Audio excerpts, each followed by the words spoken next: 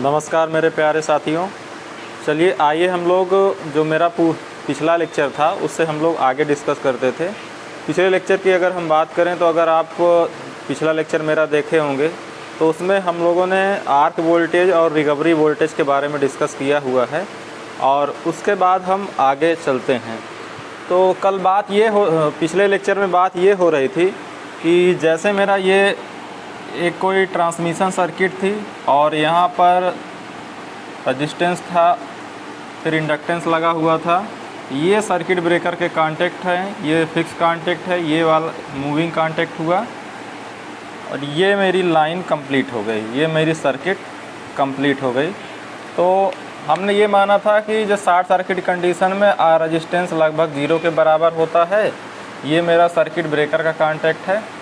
हम ये डिस्कस कर रहे थे कि कोई भी सर्किट होता है तो उसमें जो सर्किट के पैरामीटर होते हो, चाहे आर हो चाहे एल या सी, वो सारे अवेलेबल होते हैं। लेकिन अगर शॉर्ट सर्किट की बात की गई थी तो शॉर्ट सर्किट की कंडीशन में रजिस्टेंस के वैल्यू हम 0 मान लिए थे। हम केवल एल पैरामीटर को लेकर डिस्कस कर रहे थे और सी पैरामीटर भी तब तक हम इग्नोर किए थे। लेकिन वो इग्नोर इसलिए किए थे, इग्नोर करने का रीज़न था कि जो हमारा सी बना, सी मतलब कि स्ट्रे कैपेसिटेंस, जो मेरा सी बनता है स्ट्रे कैपेसिटेंस है, इस स्ट्रे कैपेसिटेंस में काफ़ी कम करंट फ्लो होती है, लगभग अगर माना जाए मिली एम्पियर। और इस टाइम जो फॉल्ट करंट जो हमारी शॉर्ट सर्किट करंट फ्लो हो रही थी, वो शॉर्ट सर्किट करंट कितना फ्लो हो रही थी, लगभग किलो एम्पियर। तो किलो एम्पियर की तुलना में ये मेरा किलो एम्पियर में शॉर्ट सर्किट करंट फ्लो हो रही है, किलो एम्पियर में करंट फ्लो हो रही है। तो किलो एम्पियर की तुलना में मिली एम्पियर बहुत कम था, इसलिए हम स्ट्रे कैपेसिटेंस को इग्नोर कर दिए हैं। हालांकि स्ट्रे कैपेसिटेंस हर जगह होता है, इलेक्ट्रिकल सर्किट की कहीं भी बात की जाए तो स्ट्रे कैपेसिटेंस का जिक्र ज़रूर होगा। अगर आप ट्रांसमिशन लाइन की अगर आप बात करते हैं तो आप जानते ही हैं स्ट्रे कैपेसिटेंस बनता है। ट्रांसमिशन लाइन की बात करें तो स्ट्रे कैपेसिटेंस बनता है। अब मैं ये मानता हूँ ये मेरा कोई सोर्स है, चाहे 11 के भी हो, चाहे 132 के भी हो, चाहे 33 के भी हो, उससे मतलब नहीं है। और ये जो रजिस्टेंस हमने शो किया है, ये रजिस्टेंस हमारा पूरे सर्किट का रजिस्टेंस है। उस सर्किट में चाहे जो भी हमारा इक्विपमेंट आ जाए, या ट्रांसमिशन हो या ट्रांसफार्मर हो, CT-PT या कुछ भी इक्विपमेंट जो भी हमारे सर्किट में, इस सोर्स से लेके इस शॉर्ट सर्किट पॉइंट के बीच का जो भी इक्विपमेंट है, उन सभी का रजिस्टेंस हम एक जगह शो कर दिए हैं। लेकिन शॉर्ट सर्किट कंडीशन में हम इसको 0 दिखाए हैं। और ये इसी तरीके से ये मेरा इंडक्टेंस है। ये सोर्स और इस शॉर्ट सर्किट के बीच जितने भी मेरे इक्विपमेंट लगे हैं उन सभी का ये एक इंडक्टेंस यहाँ पर एक जगह पर हमने शो कर दिया है। तो हम ये बात कर रहे हैं कि स्ट्रे कैपेसिटेंस होता है या नहीं होता है, या अभी तक क्यों नहीं था अब क्यों है। तो स्ट्रे कैपेसिटेंस तो आप जानते हो हर जगह होता है। अगर ट्रांसमिशन लाइन की बात करें तो आप जानते ही हैं कि ट्रांसमिशन लाइन में इस तरीके से स्ट्रे कैपेसिटेंस होता है। अगर आप कहें कि ट्रांसफार्मर में कैसे स्ट्रे कैपेसिटेंस डेवलप होगा तो मैं उसका भी एक एग्जांपल करके दिखा देता हूं। ये मान लीजिए एक ट्रांसफार्मर की कोर है और ये आप कोर ग्राउंड रखते ही हो, आपको पता ही है। ये ट्रांसफार्मर की देखिए बाइंडिंग है, ये ट्रांसफार्मर की बाइंडिंग है।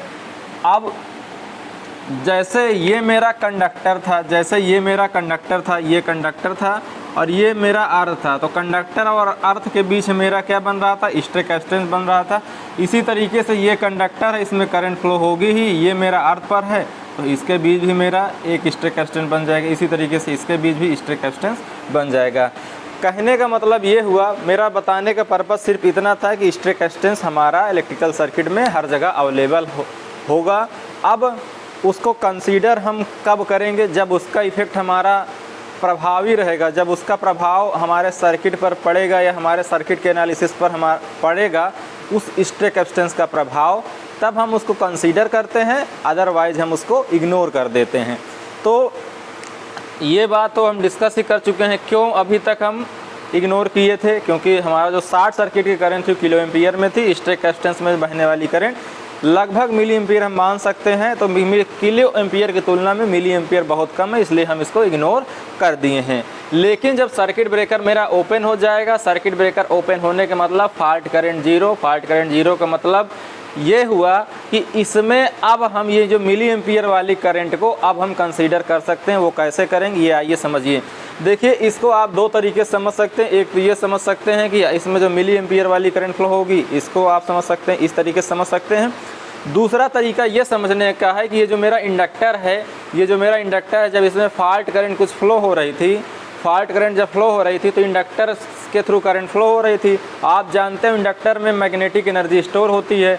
अब जो मैग्नेटिक एनर्जी जो स्टोर हुई है, वो मैग्नेटिक एनर्जी स्टोर हुई है, वो अब क्या करेगी, जैसे सर्किट ब्रेकर मेरा ओपन होगा, ये हिस्टैरिक कैपेसिटेंस के माध्यम से ये मैग्नेटिक एनर्जी ये इलेक्ट्रोस्टैटिक एनर्जी में कन्वर्ट होगी। मतलब ये हुआ कि इसके कारण इसमें एक करंट फ्लो होगी, वो करंट क्या होगी, मिली एम्पियर में होगी। इस करंट के कारण इसमें एक वोल्टेज डेवलप होगा Vc, और यही वोल्टेज देखिए अब ये वोल्टेज कहाँ अप्लाई होगा, सर्किट ब्रेकर के कॉन्टैक्ट के अक्रॉस।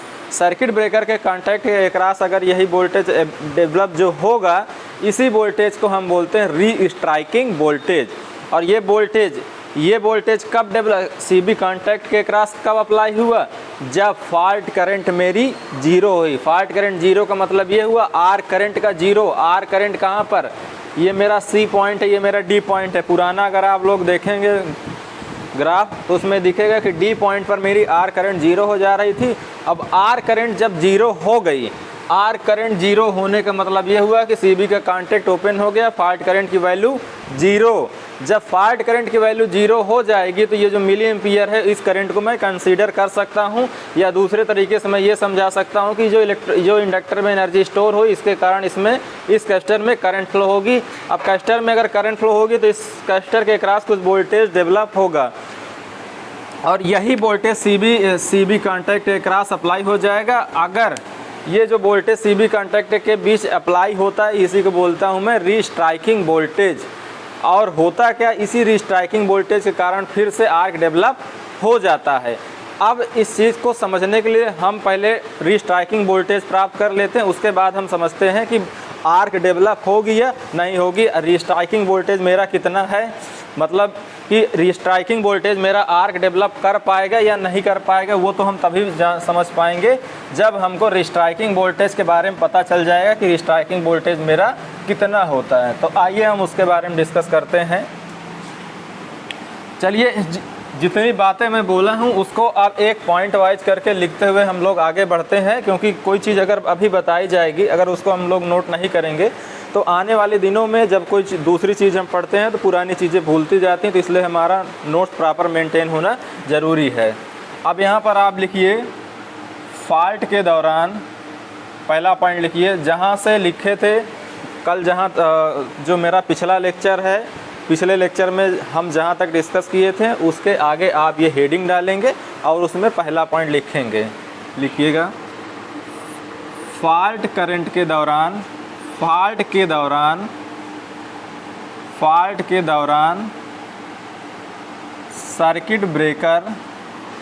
सर्किट ब्रेकर के कांटेक्ट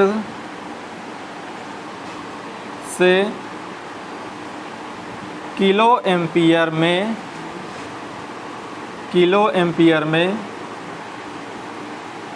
करंट प्रवाहित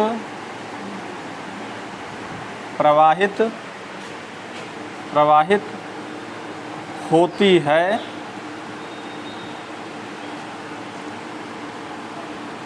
और इस समय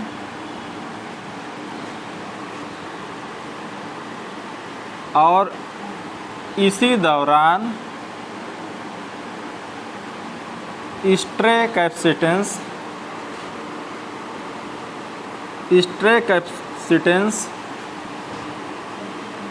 में बहुत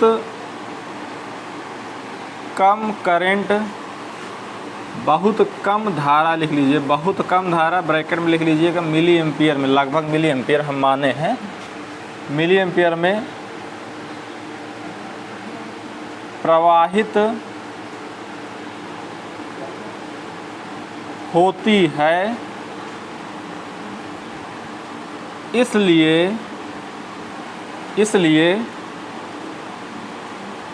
इसलिए फॉल्ट के दौरान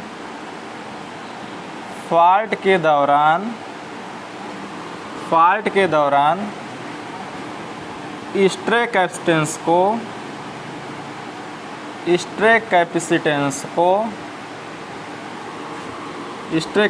को इग्नोर कर देते हैं,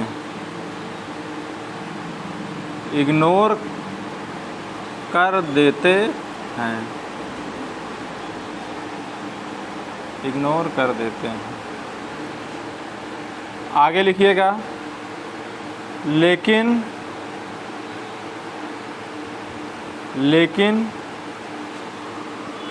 पॉइंट डी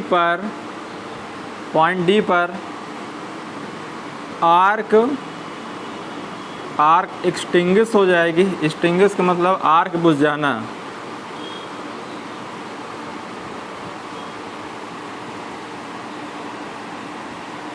आर्क एक्सटिंग्विश हो जाएगी,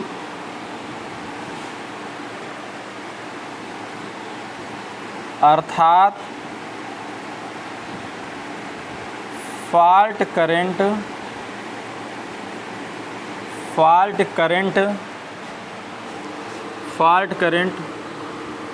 जीरो हो जाएगी। फॉल्ट करंट जीरो हो जाएगी। इस समय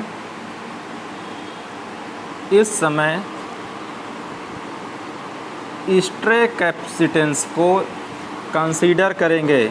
इस समय स्ट्रे कैपेसिटेंस को कंसीडर करेंगे।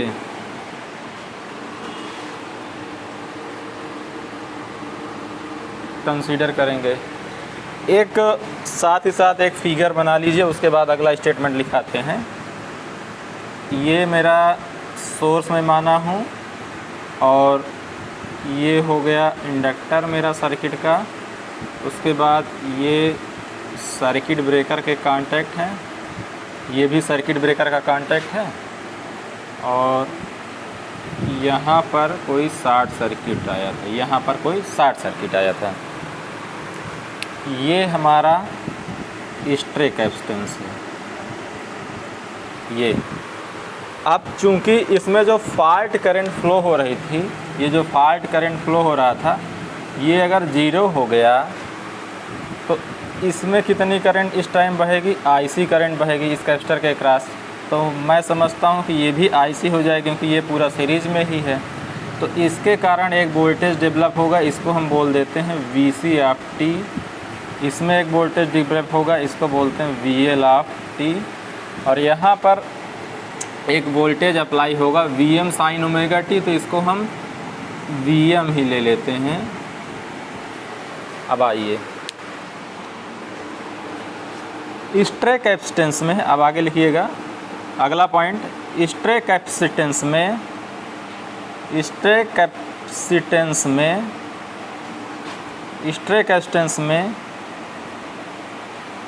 बहने वाली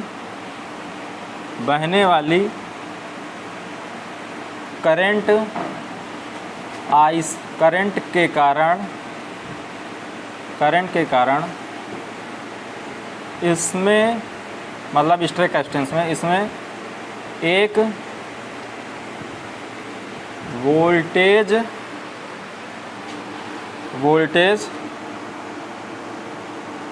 डेवलप होगा,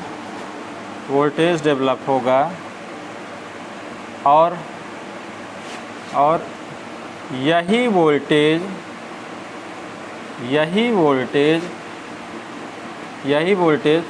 सीबी कॉन्टैक्ट्स के बीच अप्लाई होगा। जब ये फॉल्ट करंट जीरो हो गई, यहाँ पर समझिएगा, जब ये फॉल्ट करंट मेरी जीरो हो गई, तो इसमें आईसी करंट किसके कारण बह रही है, ये चीज़ आपको समझना है कि इसके जब ये मेरा सर्किट ब्रेकर ओपन हो गया, मतलब ये हुआ कि सर्किट अगर ओपन तो करंट का मान जीरो, लेकिन मैं ये कह रहा हूँ कि जैसे ही करंट जीरो होती है, जैसे ही करंट मतलब जब आर्क जीरो का मतलब ये हुआ करंट जीरो, जैसे ही आर्क करंट जीरो या फॉल्ट करंट जीरो होगी वैसे ही तुरंत उस टाइम होगा क्या, जो सर्किट का स्ट्रे कैपेसिटेंस होगा उसमें एक करंट फ्लो होगी। वो जो करंट फ्लो होगी उसका नाम हमने क्या दिया है, आईसी। वो किसके कारण करंट फ्लो होगी, वो आप बता सकते हो कि जो इंडक्टर में एनर्जी स्टोर है वही एनर्जी जब इस कैपेसिटर के माध्यम से डिस्चार्ज होगी तो उसके कारण से एक करंट फ्लो होगी जो बोली जाएगी आईसी। और इसी आईसी करंट के कारण इसी आईसी करंट के कारण इसमें एक वोल्टेज डेवलप होगा जिसका नाम हमने दिया VCFT। और यही वोल्टेज कहाँ अप्लाई होगा, सर्किट ब्रेकर के कांटेक्ट के बीच। यहाँ तक आपको समझ में आया होगा। चलिए इसको हम ऊपर हटाते हैं, उसके बाद लिखते हैं आगे अगला पॉइंट। धीरे धीरे सब कुछ क्लियर होता चला जाएगा कि इस स्ट्रे कैपेसिटेंस का क्या प्रभाव पड़ता है हमारे सर्किट में। चलिए इसके आगे हम लोग लिखते हैं।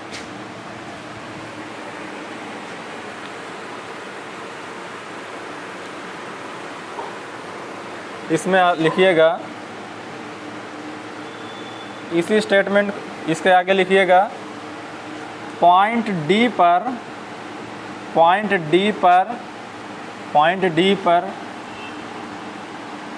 पर जैसे ही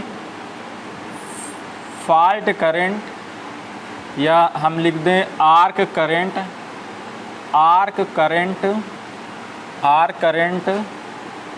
जीरो होती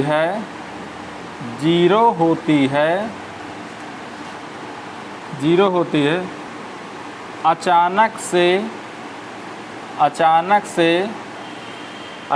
से CB कांटेक्ट के बीच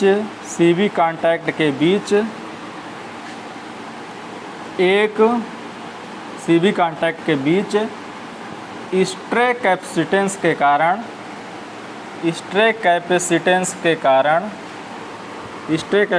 कारण एक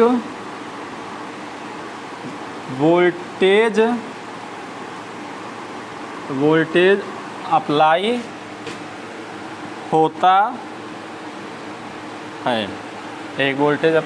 है। अब आइए हम लोग इसी वोल्टेज को निकाल लेते हैं कि ये वोल्टेज मेरा कितना होगा। अब ये सभी चीज़ों को मैं हटाता हूँ और उसके बाद हम लोग चलते हैं उस वोल्टेज को ज्ञात करते हैं कि जो हमारा कैपेसिटर है, स्ट्रे कैपेसिटर में जो वोल्टेज बना वो वोल्टेज की वैल्यू कितनी हुई, वही मेरा रिस्ट्राइकिंग वोल्टेज कहलाएगा।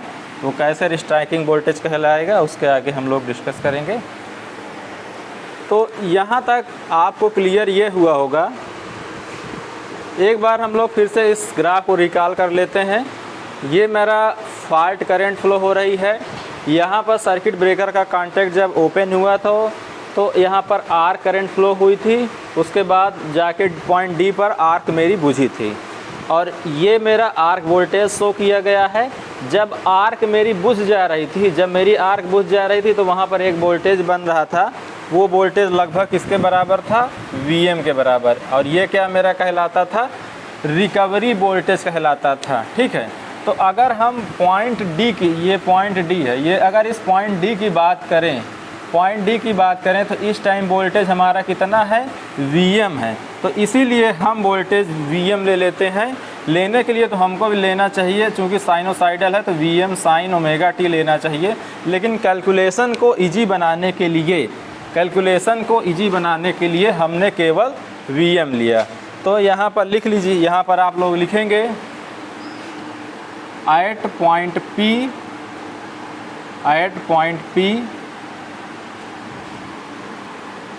VM sin ωt लगभग बराबर है VM के बराबर।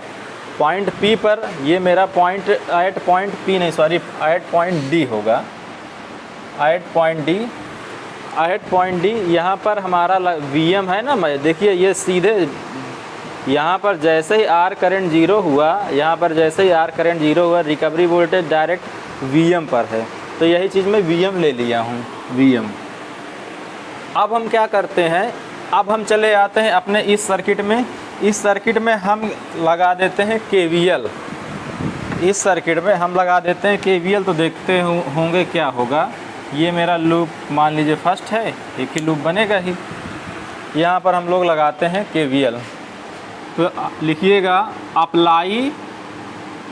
Apply KVL loop 1। तो यहाँ पर आप KVL लगाइएगा तो देखिए ये एक वोल्टेज है, ये माइनस है, ये प्लस है, तो इसको मैं ले लूँगा -VM। फिर आ जाइए यहाँ पर VL ऑफ t वोल्टेज बनेगा, ये प्लस है, ये माइनस है, तो इसको मैं लूँगा प्लस VL ऑफ t। फिर आ जाइए यहाँ पर इस लूप में ये प्लस से माइनस की ओर मैं चल रहा हूँ, तो मैं इसको ले लूँगा VC ऑफ t बराबर 0। अच्छा, इसको जो आप मैं देख रहे होंगे कि VL जो इंडक्टर के अक्रॉस वोल्टेज डेवलप हो रहा है, इसको मैं टाइम वेरिएंट ले रहा हूँ, और जो कैपेसिटर के अक्रॉस डेवलप हो रहा है वोल्टेज, इसको मैं टाइम वेरिएंट ले रहा हूँ।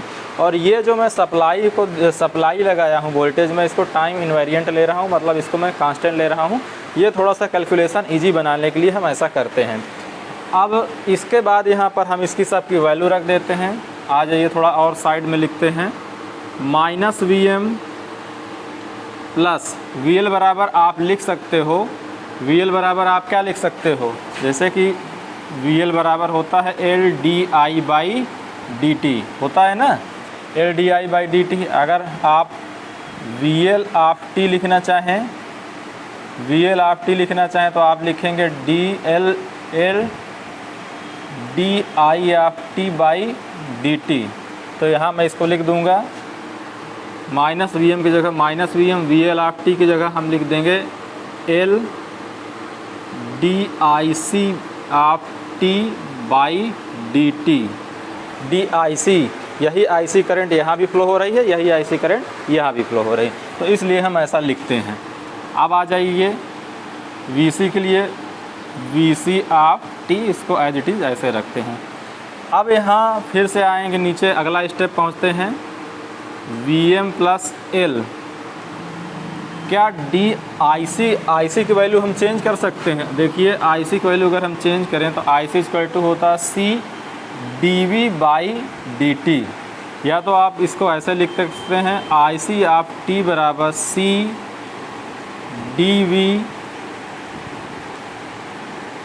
dVC of t/dt। इसको लिख दीजिए यहाँ पर d/dt, तो वही है। IC ऑफ t की जगह आप क्या लिख रहे हैं, C dVC ऑफ t/dt बराबर 0। इसमें कोई कन्फ्यूजन नहीं होना चाहिए, बहुत ही आसान चीज़ है। ये बेसिक इलेक्ट्रिकल की चीज़ समझ लीजिए, यहाँ पर चल रहा है एक कैलकुलेशन से। अब इसके बाद हम लोग आगे बढ़ते हैं, इसको लिख सकते हैं VM प्लस L d/dt, या तो इसको हम क्या करेंगे, इसको C को मैं बाहर ले लूँगा, C हो जाएगा, और दो बार अवकलन है, तो दो बार अवकलन है, तो इसको मैं स्क्वायर में लिख सकता हूँ, d²/dt का स्क्वायर VC ऑफ t बराबर 0। सॉरी, यहाँ पर VC ऑफ t ये छूट गया था, तो VC ऑफ t बराबर 0 यहाँ पर भी आ जाएगा, प्लस VC ऑफ t बराबर 0। अब अगले स्टेप में हम लोग चलेंगे, LC d²/dt² VC of t plus VC of t बराबर VM को मैं इधर ले लूँगा, तो ये हो जाएगा VM। तो इसको मैं इक्वेशन नंबर 1 बना लेता हूँ, यहाँ तक सब लोग नोट कर लीजिए। उसके आगे हम चलते हैं, उसके आगे के लिए मैं इसको ऊपर से हटा देता हूँ, और उसके बाद हम अगले स्टेप की ओर बढ़ेंगे। मैं समझता हूँ आप लोग लिख लिए होंगे, इसको अब हम हटा देते हैं।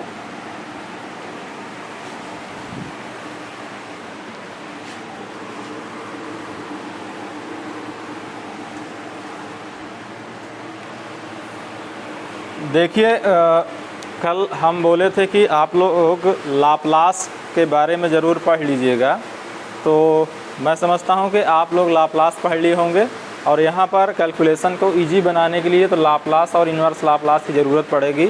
तो आइए अब इक्वेशन नंबर 1 में हम लोग लाप्लास अप्लाई करते हैं। तो आप यहाँ पर लिख सकते हैं apply Laplace on both side,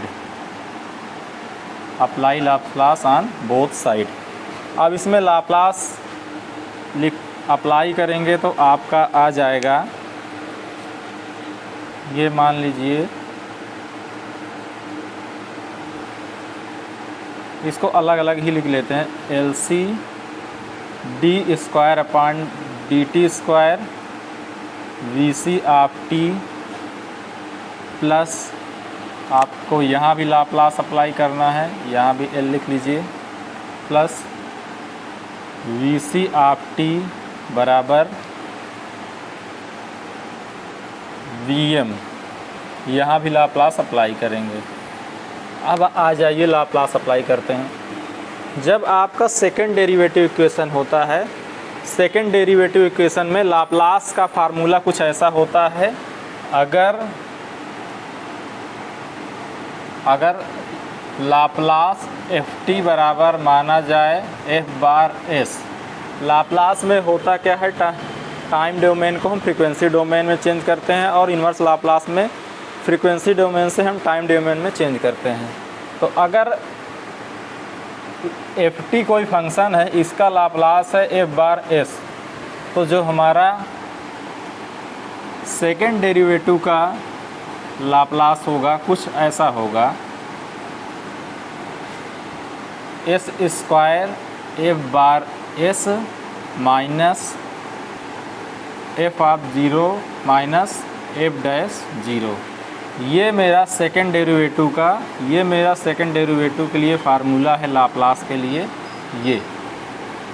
तो इसी तरीके से हम लोग यहाँ लिखेंगे, LC को हम बाहर ही कर लेंगे, LC को हमने बाहर कर लिया, ये मेरा ये वाला LC, ये लाप्लास का सिंबल है, लाप्लास के लिए LC हमने लिखा, ये LC बाहर आ गया।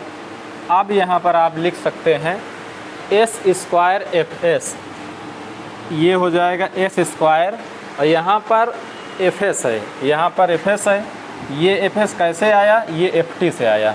तो यहाँ पर ft हमारा कौन सा है, vc ऑफ t मेरा fc है, vc ऑफ t मेरा क्या है, ft है, vc ऑफ t मेरा क्या है, फंक्शन है, vc ऑफ t क्या है, ft है।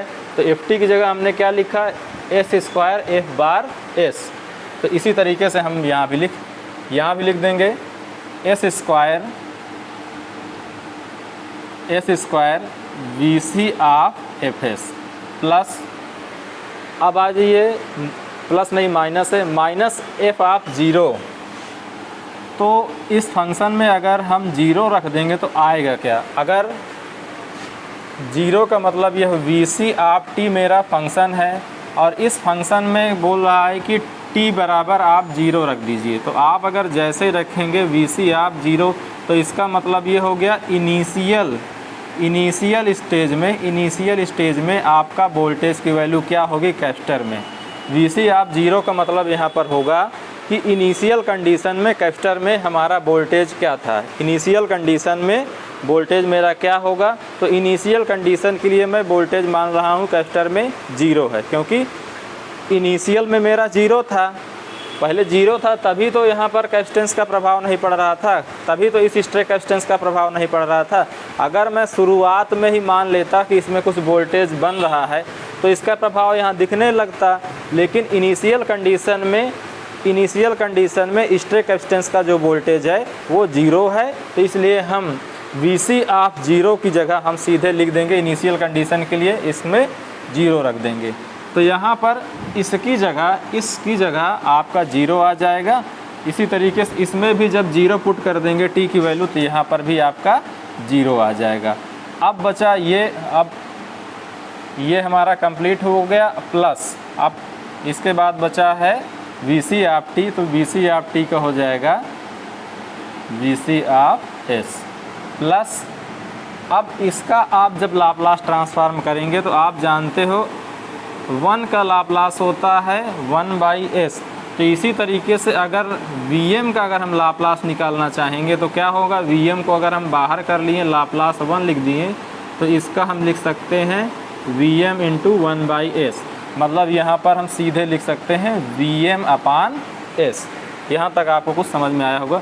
जो लोग लाप्लास पढ़े होंगे उनको समझने में कोई दिक्कत नहीं होगी, और जो लोग लाप्लास नहीं पढ़े होंगे उनको जाहिर सी बात है कि समझ में नहीं आने वाला है। तो यहाँ पर हम लिख सकते हैं LCS² VCS प्लस VC/s बराबर Vm/s। यहाँ से VC/s कॉमन कर लीजिए तो क्या बचेगा, S² LC प्लस 1, ये बचे हो जाएगा Vm/s।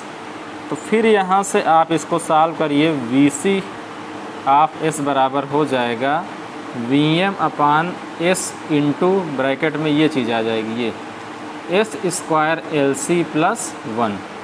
तो ये आपका एक इक्वेशन बना। आप इस इक्वेशन को चाहे तो नाम दे दीजिए 2। अब आपको इसको आगे सॉल्व करने के लिए इसमें आपको इन्वर्स लाप्लास लगाना होगा, जिससे कि जो आपको फ्रीक्वेंसी डोमेन में इक्वेशन मिला है वो आपके फिर से टाइम डोमेन में इक्वेशन आ जाए। तो आप यहाँ पर फिर से लिखेंगे apply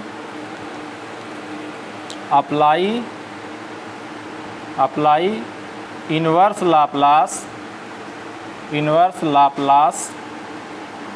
Laplace on both side.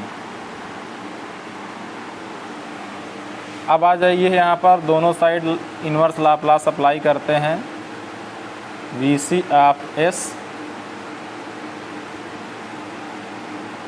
Vm/s into S² LC plus 1। अब देखिए इन्वर्स लाप्लास अप्लाई करने के लिए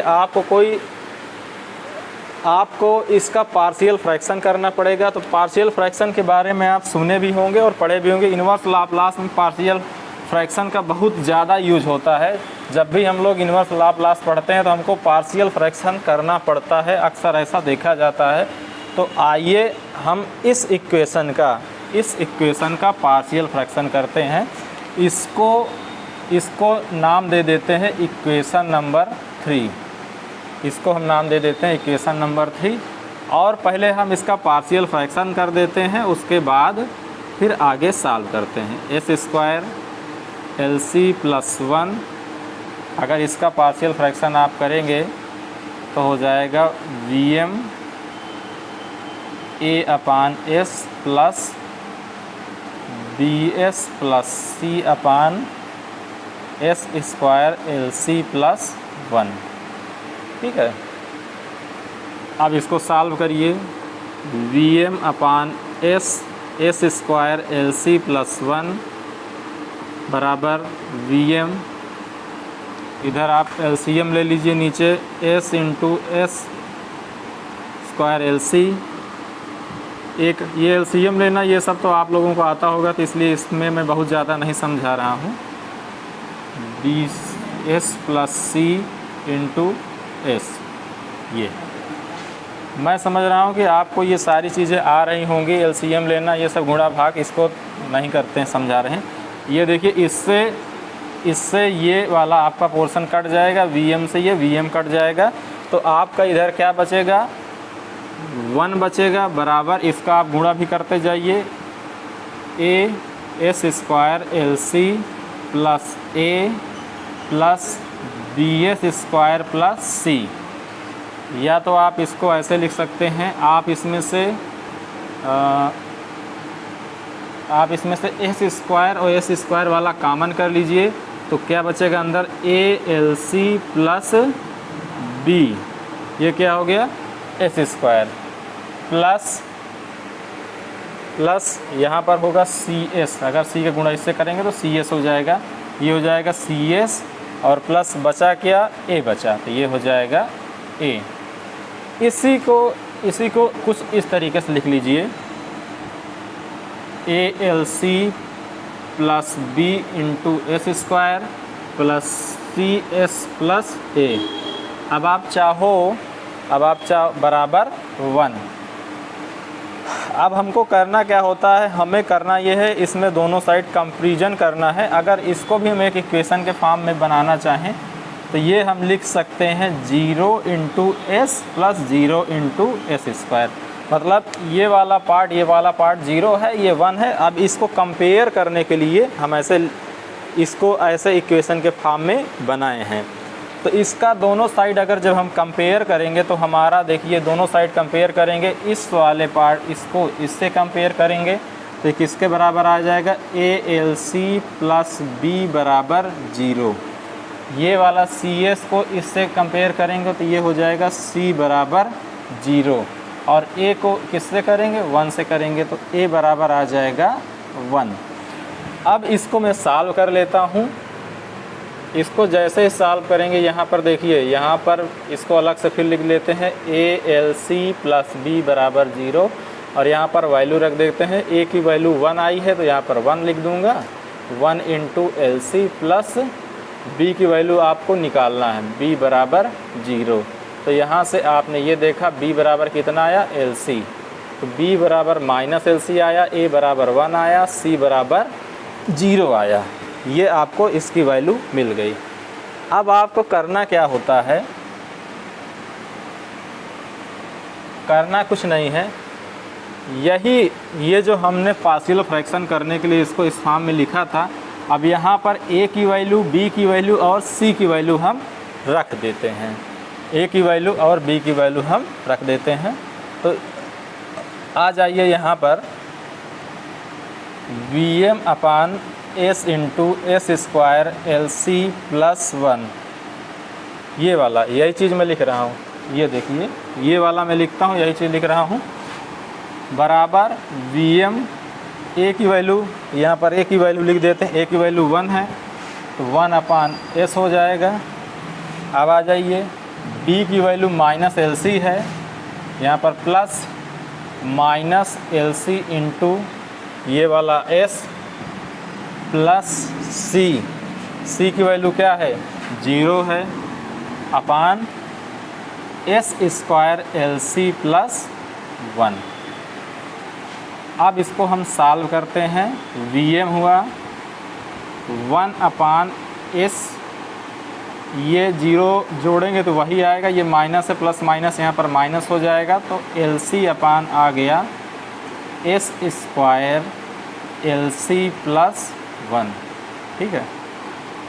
अब हम करते क्या हैं, VM 1 अपान S, अब यहाँ पर आप LC कॉमन ले लीजिए,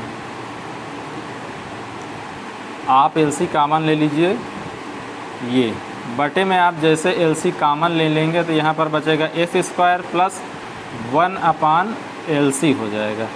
अब इस LC से ये हम ऐसा कॉमन इसलिए ले रहे हैं क्योंकि हम चाह रहे हैं कि एक हमारा ऐसा फार्मूला बन जाए कि जिसमें हम इन्वर्स लाप्लास अप्लाई कर पाएँ।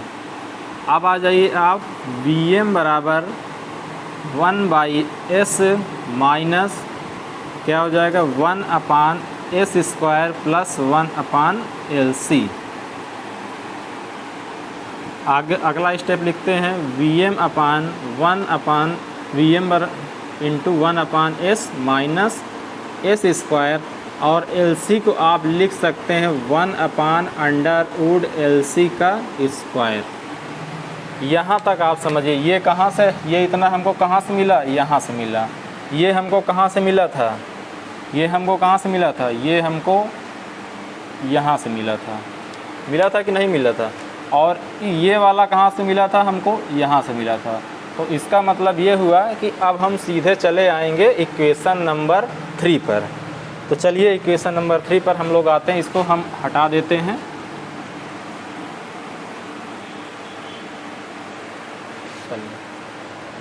यहाँ पर सीधे लिखा जाए, from equation number 3,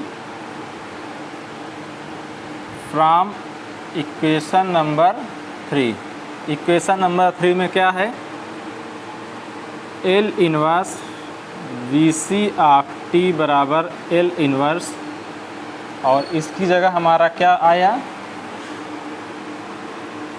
we M 1/s minus S square plus 1/√LC का स्क्वायर, ये हो गया। अब देखिए वी सी ऑफ टी का जो इन्वर्स लाप्लास होगा वो हो जाएगा, सॉरी ये वी सी ऑफ टी नहीं था, वी सी ऑफ एस था, तो इसका हो जाएगा Laplace inverse V C of T बराबर, हम वी एम अलग कर लेंगे, बाहर साइड कर लेंगे, या तो हम कहें कॉमन कर लेंगे, एल इनवर्स 1/s और L inverse 1/s square plus 1/√LC का स्क्वायर। अब इसमें हम लाप्लास इन्वर्स लगाते हैं। आप इसको लगाने से पहले आप देख लीजिए थोड़ा सा ये वाला, अगर यहाँ पर आएँ तो आप जैसे जानते हो कि 1 का लाप्लास होता है 1/s, तो इसी तरीके से लाप्लास इन्वर्स 1/s का क्या हो जाएगा, 1। तो यहाँ पर आप लिख दीजिए वी सी ऑफ टी बराबर V M, L inverse 1/s का क्या आ गया, 1 माइनस, अब जैसे आप जानते हो cos 80 का लाप्लास होता है, cos 80 का लाप्लास होता है, यहाँ पर कहीं मिस्टेक हो गई, थोड़ी सी मिस्टेक हो गई, -LC इंटू एस था और यहाँ से हमने माइनस लिया था, एस हमारा ये छूट गया था, ये मेरा एस यहाँ पर रहेगा, इसी तरीके से एस यहाँ पर रहेगा, ये एस यहाँ पर होगा, इसी तरीके से यहाँ पर एस रहेगा, इसी तरीके से यहाँ पर एस होगा और यहाँ पर एस हो गया, बाय मिस्टेक इसको लिखना भूल गए इसलिए छूट गया। तो यहाँ पर आ जाइए, अब हम इसमें फार्मूला सेट करना चाह रहे हैं। तो अगर cos 80 का लाप्लास आप जानते हैं होता है s/s square plus a square, तो अगर इसी तरीके से लाप्लास इन्वर्स निकालने s/s square plus a square का, तो लाप्लास इन्वर्स इसका होता है cos 80 हो जाएगा। cos 80 हो जाएगा कि नहीं हो जाएगा? अगर cos 80 का लाप्लास है s/s square plus a square, तो s/s square plus a square का लाप्लास इन्वर्स क्या हो जाएगा, cos 80। तो यहाँ पर क्या चीज़ लिखा है, यहाँ पर यही चीज़ लिखा है, ये देखिए लाप्लास इन्वर्स ये वाला और लाप्लास इन्वर्स, इसको अगर दोनों को कंपेयर करिए तो क्या लाप्लास इन्वर्स इसका क्या आया, cos 80। तो cos यहाँ पर लिख लीजिए, 80 की जगह क्या है, 80 की जगह ये a है और यहाँ पर a क्या है, 1/√LC। तो यहाँ पर लिख लीजिए 1/√LC और t की जगह आप t रख दीजिए। तो ये आपका फार्मूला कुछ ऐसे आ गया, VC ऑफ t बराबर VM 1 - cos t/√LC।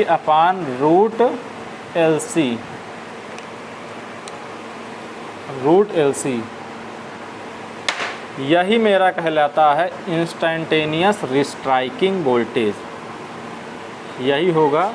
इसे हम क्या बोलते हैं, instantaneous restriking voltage, restriking voltage. चलिए कैलकुलेशन थोड़ा सा लंबा है, मैं समझता हूँ आप लोगों को समझ में आया होगा। अगर जिनको लाप्लास और इन्वर्स लाप्लास के बारे में नॉलेज होगा उन्हीं को ये कैलकुलेशन समझ में आएगा। अगर लाप्लास और इन्वर्स लाप्लास आप लोगों को नहीं पता होगा तो हो सकता है ये इसको समझने में थोड़ी सी परेशानी हो। तो आइए हम लोग इसके बारे में आगे डिस्कस करते हैं। तो हमको यहाँ से इस कैलकुलेशन से जो VC ऑफ टी की वैल्यू मिली, ये VC ऑफ टी कौन सा है, ये कैपेसिटर के अक्रॉस जो वोल्टेज डेवलप हो रहा था ये करंट फ्लो होने के कारण, तो इसकी वैल्यू कितनी मिली, इसकी वैल्यू हमको मिली है VC ऑफ टी बराबर VM 1 - cos t/√LC। इसकी वैल्यू क्या मिली, VC ऑफ टी की वैल्यू हमको क्या मिली, VM × 1 - cos t/√LC। तो तो ये हमारा क्या कहलाएगा, इंस्टेंटेनियस रिस्ट्राइकिंग वोल्टेज। अब इंस्टेंटेनियस रिस्ट्राइकिंग वोल्टेज किस पर डिपेंड कर रहा है, इंस्टेंटेनियस रिस्ट्राइकिंग वोल्टेज हम देख रहे हैं कि ये टाइम पर डिपेंड कर रहा है। तो हम क्या करते हैं, टाइम के अलग अलग वैल्यू पुट करके हम देख लेते हैं इंस्टेंटेनियस वैल्यू जो हमारा रिस्ट्राइकिंग वोल्टेज है ये इसके मान में क्या परिवर्तन आता है। आप देख रहे हैं ना कि इंस्टेंटेनियस रिस्ट्राइकिंग वोल्टेज हमारा टाइम पर डिपेंड कर रहा है। तो टाइम की अलग अलग वैल्यू में रख कर मैं ये देखना चाहता हूँ कि रिस्ट्राइकिंग वोल्टेज में जो मेरा रिस्ट्राइकिंग वोल्टेज हमने प्राप्त किया उसमें क्या परिवर्तन आता है। तो इसी चीज़ को हमको देखना है रिस्ट्राइकिंग वोल्टेज के लिए। तो आइए हम इस पर टाइम की अलग अलग वैल्यू रख के देखते हैं। तो सबसे पहले मैं ये रखता हूँ, सबसे पहले इसमें आप डाल भी सकते हैं केस 1। केस 1 में आप मान लीजिए पहले फार्मूला लिख लीजिए, ऊपर फार्मूला लिख लेते हैं। VC ऑफ t बराबर हमारा क्या आया, Vm 1 minus cos t upon root LC। ये क्या है, इंस्टेंटेनियस रिस्ट्राइकिंग वोल्टेज है। ये मेरा क्या है, इंस्टेंटेनियस रिस्ट्राइकिंग वोल्टेज है और जो कि टाइम पर डिपेंड कर रहा है। तो मैं टाइम की अलग अलग वैल्यू, टाइम के अलग अलग वैल्यू का मतलब ये हुआ कि इसकी मैं अलग अलग वैल्यू रखूँगा, उसके बाद मैं देखूँगा कि ये जो रिस्ट्राइकिंग वोल्टेज है इसके मान में क्या परिवर्तन आता है। तो पहले केस में मैं रख देता हूँ, पहले केस में t की वैल्यू मैं 0 रखता हूँ। अगर हम यहाँ पर t की वैल्यू 0 रखेंगे, t की वैल्यू अगर हम 0 रखेंगे तो cos t upon root LC की वैल्यू क्या आ जाएगी, cos 0 अपान रूट LC का मतलब ये हो गया कि cos 0, और cos 0 का मान क्या होता है, 1 होता है। तो मतलब ये हुआ कि t बराबर 0 पर जो cos वाला फंक्शन है, ये cos वाला फंक्शन वो किसके बराबर है, 1 के बराबर है। तो अब यहाँ से हम लिख लेते हैं VC ऑफ t बराबर हम लिख सकते हैं, इसकी जगह Vm 1 की जगह 1 minus cos t upon root LC। cos t upon root LC हमने क्या निकाला, cos t upon root LC की वैल्यू हमारी क्या आई, 1 आई। तो 1 माइनस 1 क्या हो गया, 0 हो जाएगा, और 0 गुणा Vm से होगा तो यहाँ पर क्या हो जाएगा, 0। ये कितना आया वैल्यू, 0 वोल्ट। तो मतलब ये हुआ अगर t बराबर 0 है, t बराबर 0 है तो इंस्टेंटेनियस रिस्ट्राइकिंग वोल्टेज की वैल्यू क्या होगी, 0 होगी। अब ये 0 आया है, इसका भी आपको मतलब आगे समझ में आया कि 0 का यहाँ पर मतलब क्या होगा। अब मैं दूसरा केस लेता हूँ। दूसरे केस में मैं क्या करता हूँ, t की वैल्यू रख देता हूँ π/2 इंटू रूट LC। अगर t की वैल्यू π/2 रूट LC रखा जाएगा तो यहाँ पर जो हमारा आता था cos t upon root LC, इसकी वैल्यू क्या होगी, ये देखिए cos की जगह मैं cos लिख देता हूँ, t की जगह क्या लिखा है, π/2 रूट LC। तो यहाँ पर लिख दीजिए π/2 रूट LC, और ये बटे में LC लगा है, रूट LC है ही है, तो इसमें बटे में रूट LC हम लिख देंगे। अब LC से LC मेरा कट जाएगा, तो यहाँ पर क्या बचा, cos π/2, और cos π/2 का मतलब क्या हो गया, 90 डिग्री। cos 90 की वैल्यू होती है 0, cos 90 की वैल्यू होती 0। अब यहाँ से फिर VC ऑफ t निकाल लीजिए। VC ऑफ t बराबर हो जाएगा Vm, ये 1 की जगह 1 माइनस जो cos वाले फंक्शन की वैल्यू हमको कितना मिली, 0 मिली। 1 माइनस 0 बराबर क्या आ गया, Vm। मतलब ये हुआ केस 2 में restriking voltage VC of t की वैल्यू क्या आ गई, Vm। केस 1 में जब t बराबर 0 था तो हमारा कितना आ रहा था, 0। जब t बराबर π/2 रूट LC आया तो हम क्या देख रहे हैं, Vm। अब एक और ले लेते हैं, अगला केस लेते हैं, अगला केस 3 लेते हैं।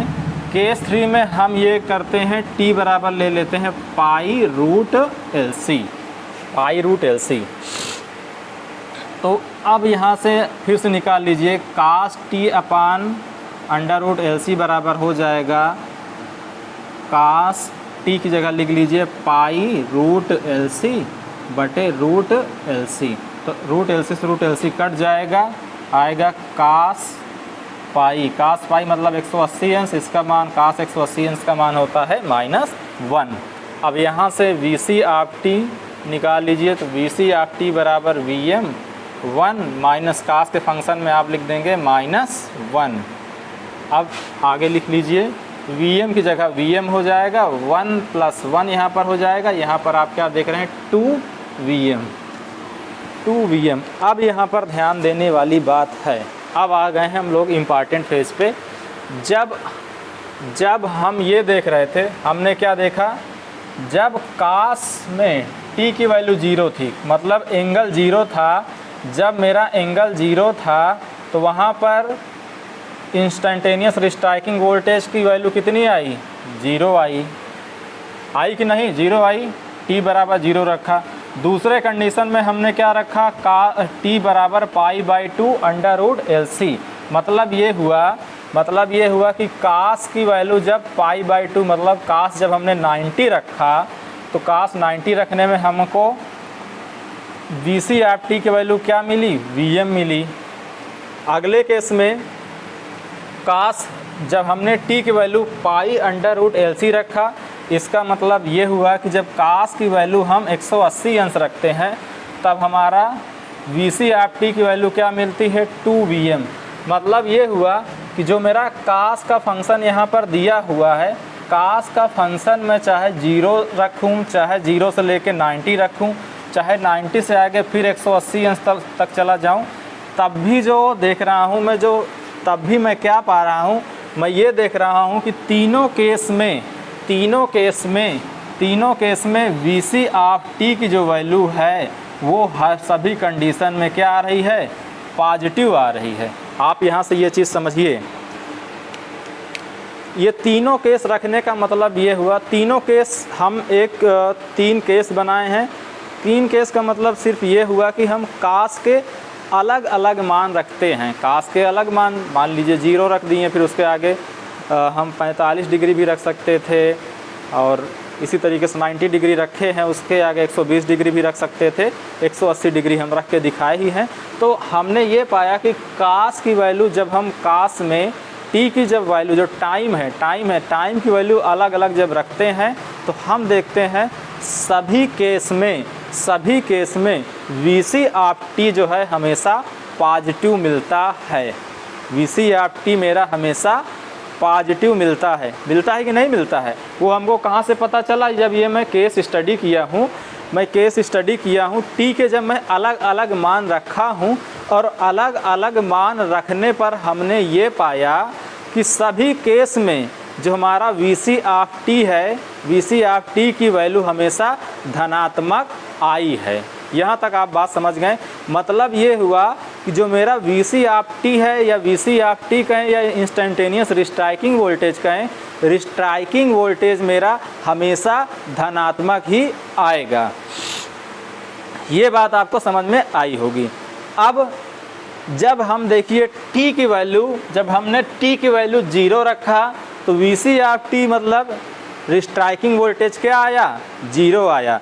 रिस्ट्राइकिंग वोल्टेज मेरा 0 आने का यहाँ पर सिर्फ और सिर्फ मतलब ये हुआ कि अगर मैं इसको वाई एक्सिस को वोल्टेज का एक्सिस मानूं, या मैं ये कहूँ वी सी ऑफ टी, और एक्स एक्सिस को टाइम से मैं डिनोट करूं, तो जब मेरा, अगर मैं वाई एक्सिस को क्या कह रहा हूं, वाई एक्सिस को हमने ये माना इंस्टेंटेनियस रिस्ट्राइकिंग वोल्टेज है वी सी ऑफ टी, और एक्स एक्सिस क्या है मेरा, टाइम है। एक्स एक्सिस मेरा टाइम प्रेजेंट करता है।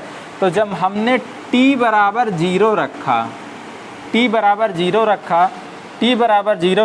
यहाँ पर t बराबर हम 0 रखें, तो हम क्या देखें, वी सी ऑफ टी की वैल्यू 0 है।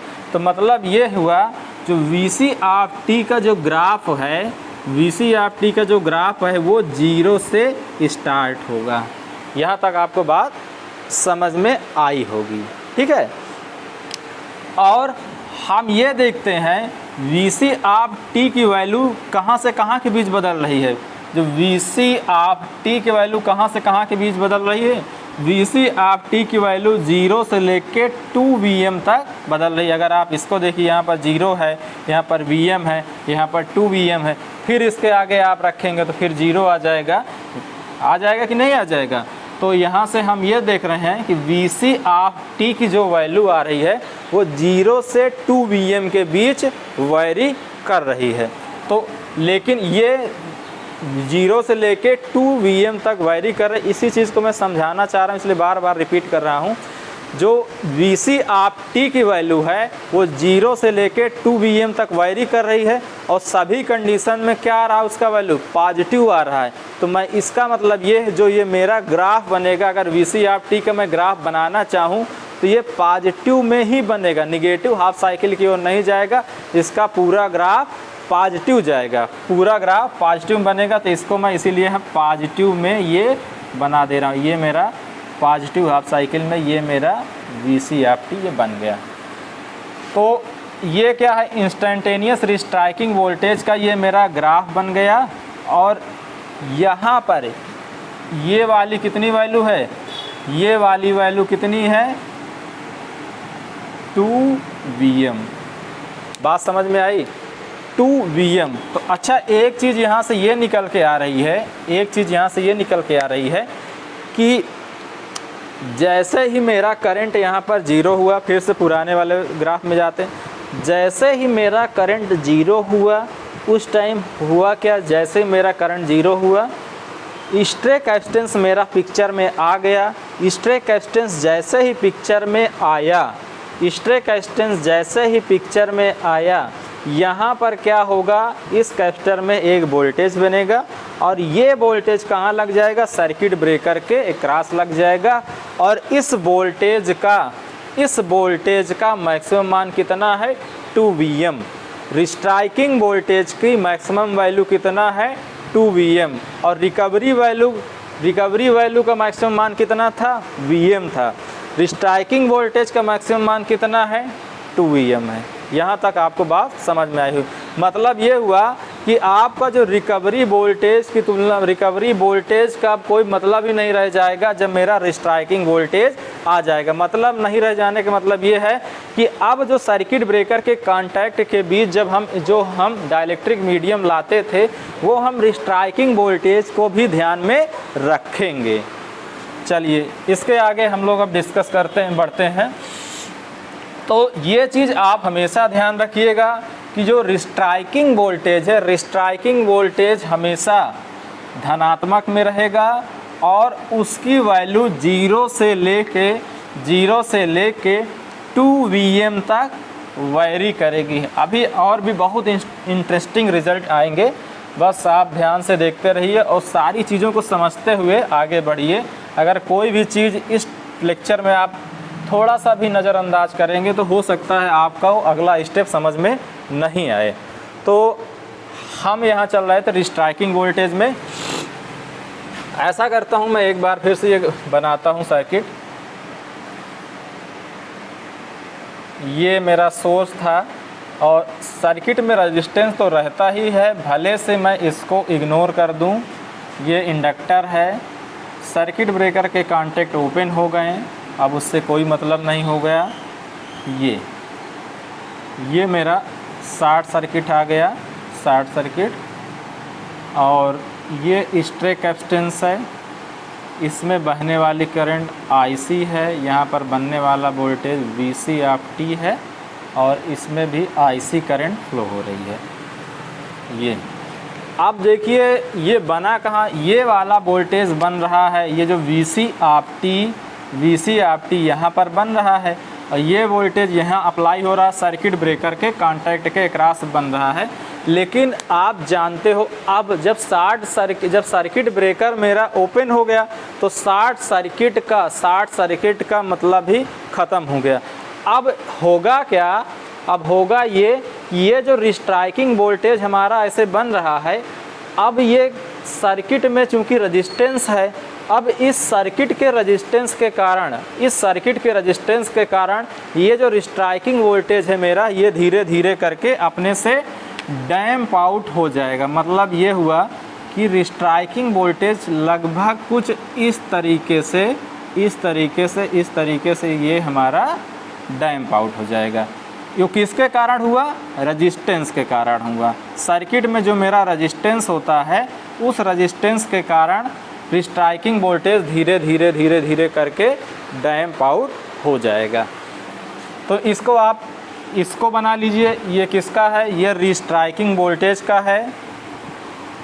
अभी सारी चीज़ें हम लिखाएंगे। रिस्ट्राइकिंग वोल्टेज जब VC ऑफ t बराबर Vm1 minus cos t upon root LC का हम एनालिसिस करते हैं, मतलब कि t की जब हम अलग अलग वैल्यू रखते हैं, जब मैं t की अलग अलग वैल्यू रखता हूं तो मैं ये देखता हूं कि VC ऑफ t का मान 0 से लेके 2 Vm के बीच वैरी करता है। तो वही चीज़ मैं यहाँ पर ये शो किया हूँ, 0 से लेके 2 Vm के बीच ये वैरी करेगा, ठीक है। लेकिन एक्चुअल में होगा क्या? एक्चुअल में होगा ये कि सर्किट का कुछ रेजिस्टेंस होगा। इस सर्किट के रेजिस्टेंस के कारण मेरा स्ट्राइकिंग वोल्टेज धीरे धीरे डैम्प आउट हो जाएगा, ठीक है। वो कितनी देर में डैम्प आउट हो जाएगा उसका हम जिक्र नहीं करते हैं। अब हम चले आते हैं अगले स्टेप पर। अगला स्टेप हमारा क्या? मैं इसको भी हटा देता हूँ, फिर आगे हम लोग बढ़ते हैं।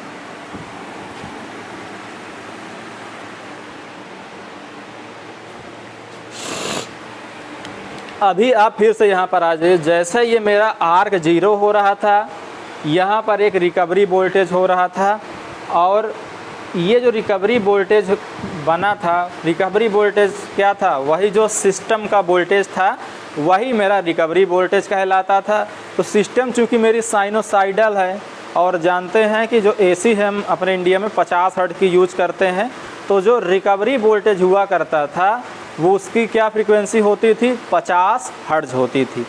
अब आइए हम लोग इसके बारे में भी डिस्कस कर लेते हैं कि जो मेरा रिस्ट्राइकिंग वोल्टेज बना उसकी फ्रीक्वेंसी क्या होगी। तो यहाँ पर आप लिखना चाहें तो लिख लीजिए। रिस्ट्राइकिंग वोल्टेज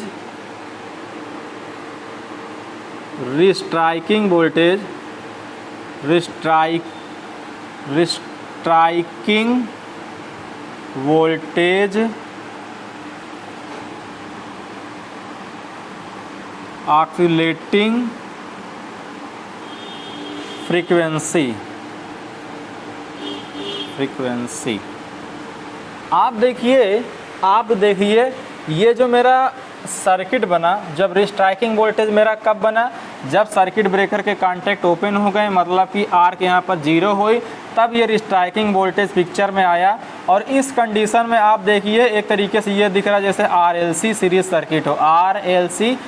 सर्किट हो। तो यहाँ पर इसकी फ्रीक्वेंसी क्या हो जाएगी? जो वही RLC सीरीज सर्किट की फ्रीक्वेंसी होती है वही आप यहाँ पर लिख देंगे। FN बराबर 1/2 पाई अंडर LC। अच्छा, इतनी बात समझ में आई होगी। अब आप जानते हो चूँकि ये स्ट्रे कैपेसिटेंस है, ये मेरा यहाँ पर क्या है? स्ट्रे कैपेसिटेंस है। स्ट्रे कैपेसिटेंस की वैल्यू बहुत कम होती है, बहुत ही कम होती है। तो अगर C की वैल्यू बहुत कम हो जाएगी तो F की वैल्यू बढ़ जाएगी कि नहीं बढ़ जाएगी? अगर C मेरा घटेगा तो F मेरा बढ़ेगा। मतलब ये हुआ कि रिस्ट्राइकिंग वोल्टेज की फ्रीक्वेंसी किलो हर्ट्ज में होती है। अगर नॉर्मल AC की हम बात करें, अल्टरनेटिंग करंट की बात करें, उसकी फ्रीक्वेंसी 50 हर्ट्ज है, तो यहाँ पर हम ये मान सकते हैं कि रिस्ट्राइकिंग वोल्टेज की फ्रीक्वेंसी हमारी लगभग 50 किलो हर्ट्ज होती होगी। हो जाएगी कि नहीं हो जाएगी? हमारा यहाँ पर क्या स्टेटमेंट है? सी की वैल्यू, चूंकि स्ट्रे कैपेसिटेंस है, यहाँ पर जो सी है स्ट्रे कैपेसिटेंस है, स्ट्रे कैपेसिटेंस की वैल्यू बहुत कम होती है। जब सी की वैल्यू हमारी घटेगी तो एफ की वैल्यू मेरी बढ़ेगी। मैं माना हूँ कि मेरा किसी कंडीशन में फ्रीक्वेंसी, जो किसकी फ्रीक्वेंसी, रिस्ट्राइकिंग वोल्टेज की फ्रीक्वेंसी 50 किलो हर्ट्ज है। तो अगर फ्रीक्वेंसी मेरी 50 किलो हर्ट्ज है, ये मेरा फ्रीक्वेंसी है। अगर चाहूँ मैं एंगुलर फ्रीक्वेंसी की बात करूँ तो मैं लिख सकता हूँ एंगुलर फ्रीक्वेंसी ओमेगा एन बराबर मैं लिख सकता हूँ 1/√LC। 1/√LC आ जाएगा। ये कैसे आएगा आप लोग देख लीजिए। ओमेगा बराबर आप 2πf लिखते ही हैं, तो अगर ओमेगा एन लिखना होगा तो 2πf की जगह लिख जाएगा 1/2π√LC। 2π से 2π कट जाएगा, ओमेगा एन बराबर आ जाएगा √LC। तो इसी तरीके से एंगुलर फ्रीक्वेंसी आपका हो जाएगा 1/√LC। हाँ, तो आइए हम लोग कहाँ पर चल रहे थे, यहाँ पर हम ये कह रहे थे कि C की वैल्यू मेरी बहुत कम है। C की वैल्यू बहुत कम हो जाएगी तो F की वैल्यू बढ़ेगी। अभी इस टाइम एग्जांपल के लिए अगर मान लूँ कि मेरी कितनी है फ्रीक्वेंसी, 50 किलो हर्ट्ज है, तो अगर फ्रीक्वेंसी मेरी 50 किलो हर्ट्ज हो जाए तो इस टाइम अगर मैं टाइम पीरियड निकालूँ, टाइम पीरियड का मतलब होता वही आवर्त काल, टाइम पीरियड में निकालूं तो t बराबर हो जाएगा 1/fn। 1/fn, अगर 1/fn की वैल्यू 50 किलो हर्ट्ज में रख दूं, 50 किलो हर्ट्ज रखूँगा तो इसका मतलब होगा कि 1/50 × 10⁻³ तो ये लगभग कितना आ जाएगा, 20 माइक्रो सेकेंड। कितना आया, 20 माइक्रो सेकेंड। ये चीज़ अभी आप याद रखिएगा। अब इतना याद रखिएगा कि जब हमारी रिस्ट्राइकिंग वोल्टेज डेवलप हुई, हमने उसकी फ्रीक्वेंसी अभी क्या माना, हम ये बार बार कह रहे हैं कि रिस्ट्राइकिंग वोल्टेज की फ्रीक्वेंसी अधिक होगी, किलो हर्ट्ज से मेगा हर्ट्ज तक भी हो सकती है। तो हम क्या माने हैं, रिस्ट्राइकिंग वोल्टेज की फ्रीक्वेंसी अभी हमने माना 50 किलो हर्ट्ज। तो उस कंडीशन में हम क्या देख रहे हैं कि हमारा टाइम पीरियड, जो मेरा टाइम पीरियड है, वो मेरा टाइम पीरियड का क्या आ रहा है, 20 माइक्रो सेकेंड। अब आप लोग एक ग्राफ बनाएंगे,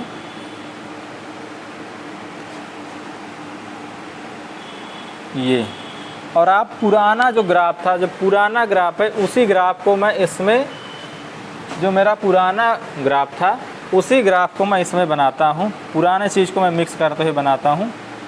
ये वाला मान लीजिए मेरा आर्क वोल्टेज है, ये आर्क वोल्टेज है, ये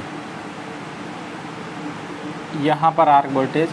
और जैसे ही मेरी आर्क ज़ीरो होती थी, जैसे ही मेरी आर्क ज़ीरो होती थी, आर्क ज़ीरो होने पर यहाँ पर कुछ ऐसा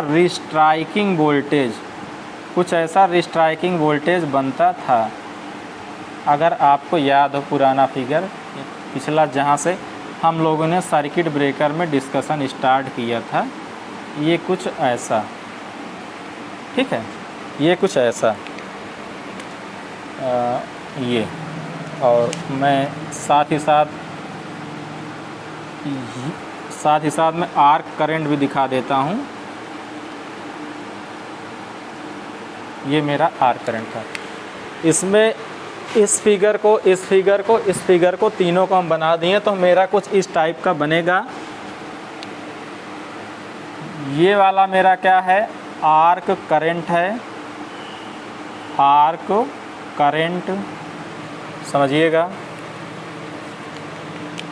ये हमारा आर्क वोल्टेज का है फिगर। ये वाला क्या था, ये वाला मेरा यहाँ पर ये रिकवरी वोल्टेज था, आप लिख सकते हो इसको, ये मेरा रिकवरी वोल्टेज हो जाएगा। तो अब यहाँ पर हम आ जाते हैं, जो ये मेरा रिकवरी वोल्टेज है, जो मेरा ये रिकवरी वोल्टेज है, ये साइनोसाइडल रिकवरी वोल्टेज है।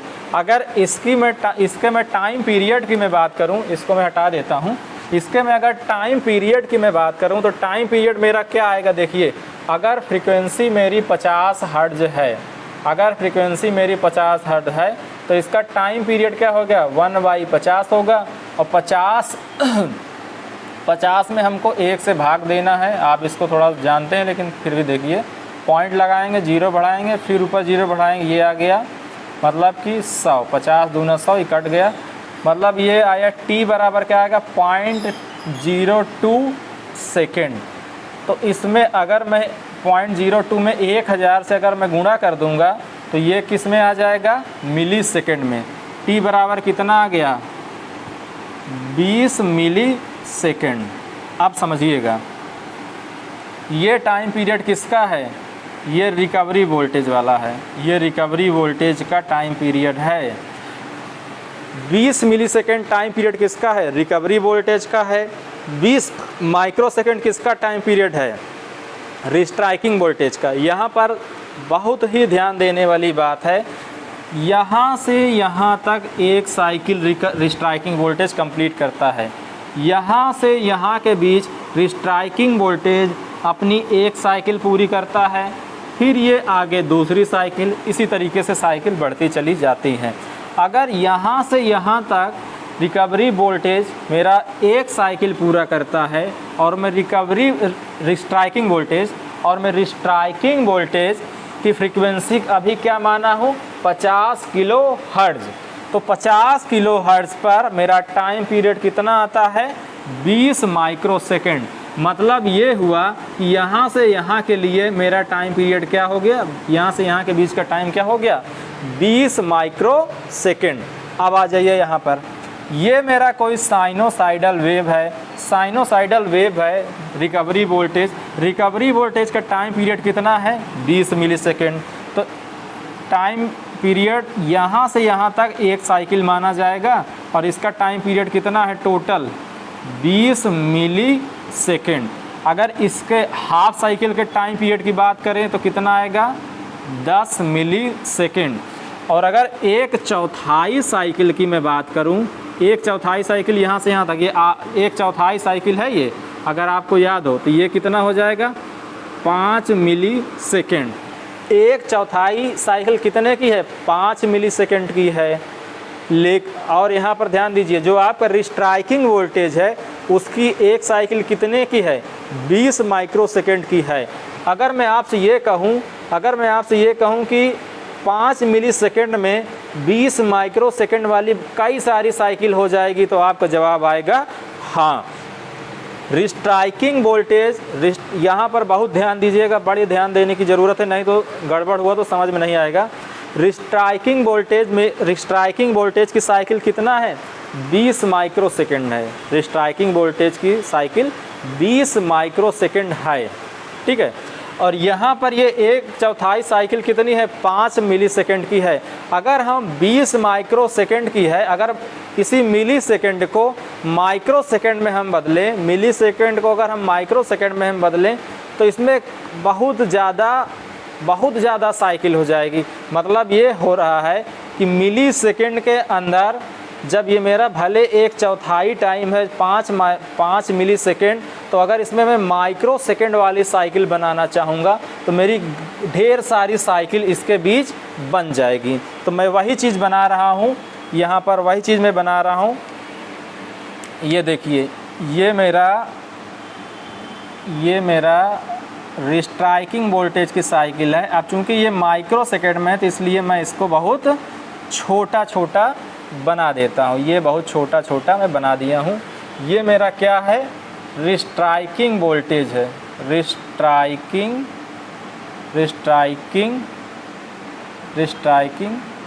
वोल्टेज। यहाँ तक कुछ समझ में आया होगा।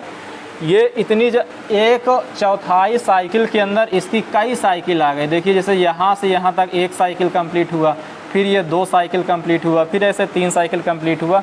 ये ऐसे कई साइकिल बनती चली जाएंगी। चूँकि ये मेरा माइक्रोसेकंड में इसका टाइम पीरियड आता है और ये मेरा टाइम मिलीसेकंड का है, यहाँ से यहाँ तक 5 मिलीसेकंड है और इसका टाइम पीरियड माइक्रोसेकंड में आता है। तो मिलीसेकंड के अंदर ढेर सारे माइक्रोसेकंड हम भर सकते हैं, या तो हम ये कहें मिलीसेकंड के अंदर मैं ढेर सारे माइक्रोसेकंड की साइकिल बना सकता हूँ। यहाँ तक आपको समझ में आया होगा। और ये साइकिल देखिए धीरे धीरे धीरे धीरे रिड्यूस हो जाती है, रिड्यूस होके फिर हम रिकवरी वोल्टेज मुझे मिलने लगता है। ये किसके कारण हुआ? रजिस्टेंस के कारण हुआ, जो सर्किट का मेरा रजिस्टेंस है। अब एक चीज़ आप बात ये समझिए, जब सर्किट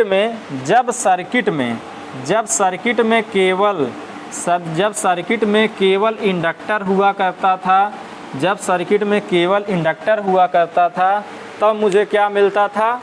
रिकवरी वोल्टेज। तब मुझे क्या मिलता था? Recovery voltage.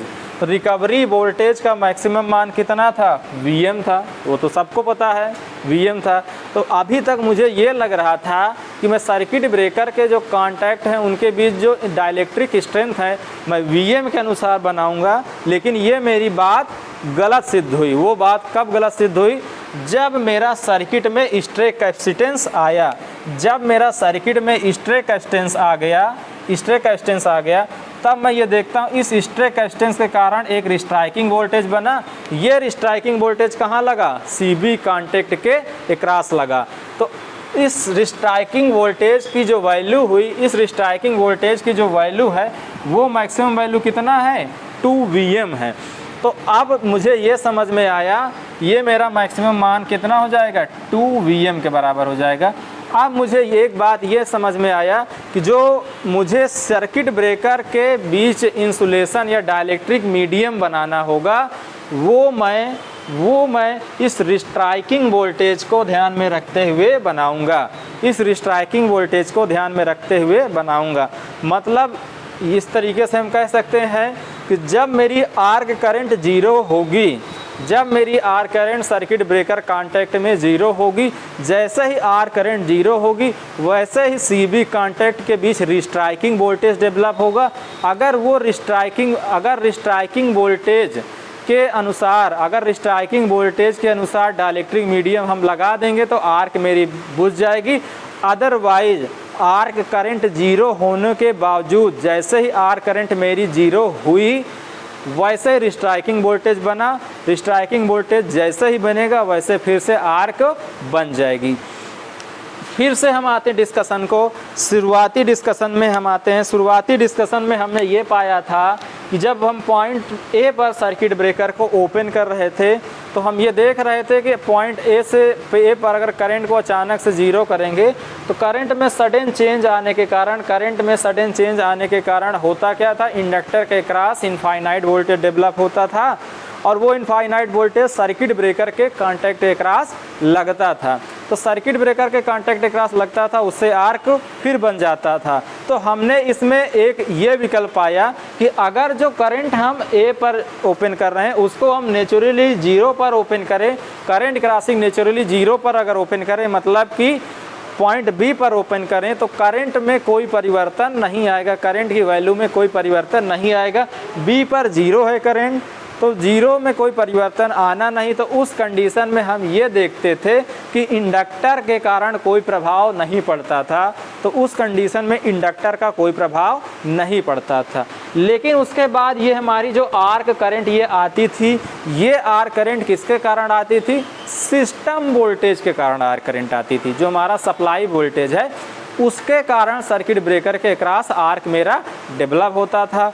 फिर हम क्या देखें कि सर्किट ब्रेकर का जब हमारा कांटेक्ट ओपन किए, अगर सर्किट ब्रेकर का हमारा कांटेक्ट हम इतना ओपन करते थे कि वो सिस्टम वोल्टेज के कारण हमारा आर्क डेवलप ना हो पाए, तो हमने ये पाया कि पॉइंट डी पर आर्क मेरी बुझ गई। पॉइंट डी पर आर्क बुझने पर मेरा एक वोल्टेज अप्लाई होता था, वो क्या कहलाता था? Recovery voltage. वो क्या था? सिस्टम वोल्टेज का मैक्सिमम मान था।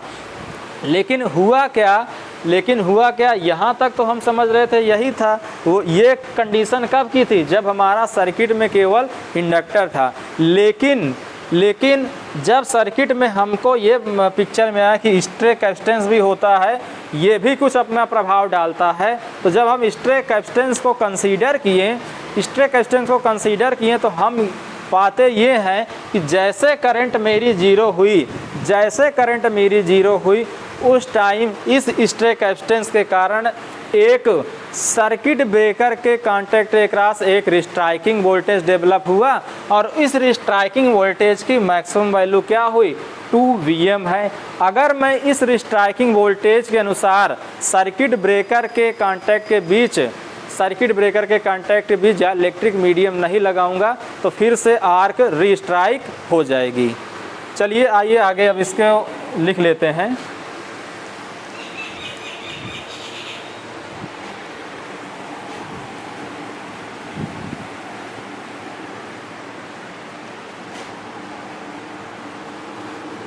यही जो चीज़ हम बोले हैं इसी चीज़ को आइए हम लोग लिख लेते हैं और उसके बाद हम आगे डिस्कस करते हैं।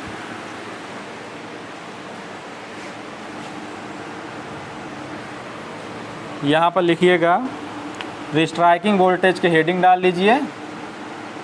आप समझ गए ही होंगे रिस्ट्राइकिंग वोल्टेज है क्या। रिस्ट्राइकिंग वोल्टेज इसी को हम बोलते हैं transient recovery voltage. Transient recovery voltage बोलें या रिस्ट्राइकिंग वोल्टेज बोलें, दोनों चीज़ें एक ही हैं। आइए लिखेंगे यहाँ पर, arc current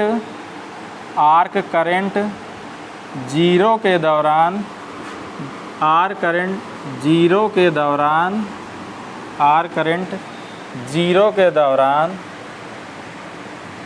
circuit breaker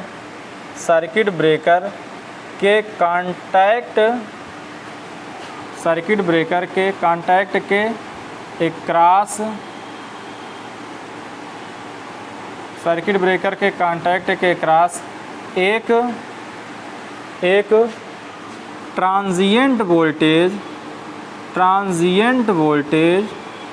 transient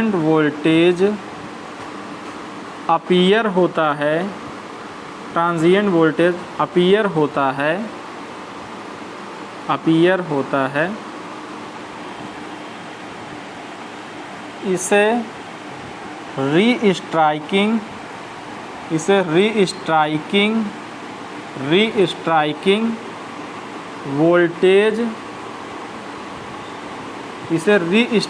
voltage कहते हैं।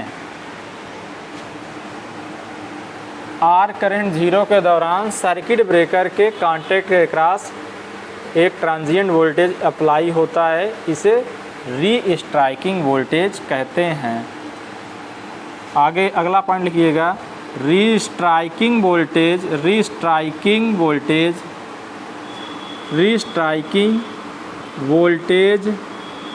की तुलना में सीबी कांटेक्ट के बीच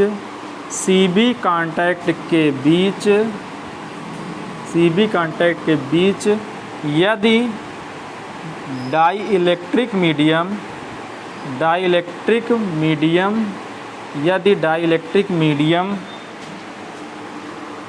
कम हुआ तो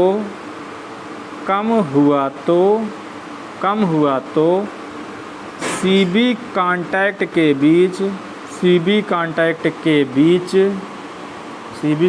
के बीच आर्क पुनः उत्पन्न हो जाती है। ठीक है, अगला पॉइंट लिखिएगा, रीस्ट्राइकिंग वोल्टेज